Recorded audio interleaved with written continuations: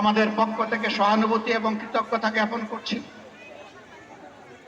যারা তাদের বুকের তন হারিয়েছে, বাবাদেরকে করছি, আমাদের সেই সমস্ত বোনদেরকে করছি যারা তাদের স্বামী হারিয়েছে, এতিম বাচ্চাদেরকে করছি যারা তাদের বাবা হারিয়েছে, বোনদেরকে করছি যারা তাদের ভাই হারিয়েছে, ভাইদেরকে করছি যারা তাদের আপন ভাইকে হারিয়েছে। আপনাদেরকে অভিনন্দন, আপনাদের প্রতি জাতি কৃতজ্ঞ। আল্লাহ আপনাদেরকে সবরে জামিলা থাকুন।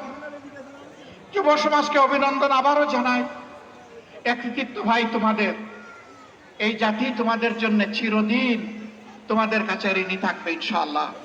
কিন্তু তোমাদের প্রতি আমার অনুরোধ, ছেড়ে দিও না এই জাতিকে, চোখ দিয়ে তাকিয়ে থাকো, আগামীতেও কেউ যেন স্বৈরাচার হয়ে উঠতে না পারে। আগামীর বাংলাদেশ যেন হয় স্বৈরাচার মুক্ত বাংলাদেশ, জুলুম মুক্ত বাংলাদেশ, ইনসাফের বাংলাদেশ, প্রত্যেকটি নাগরিকের গর্বের সাথে বেঁচে থাকার বাংলাদেশ। আমরা সেই বাংলাদেশের অপেক্ষায় থাকলাম। আবারও আপনাদেরকে অনেক সালাম, অনেক শুভেচ্ছা, অনেক অভিনন্দন, অনেক কৃতজ্ঞতা।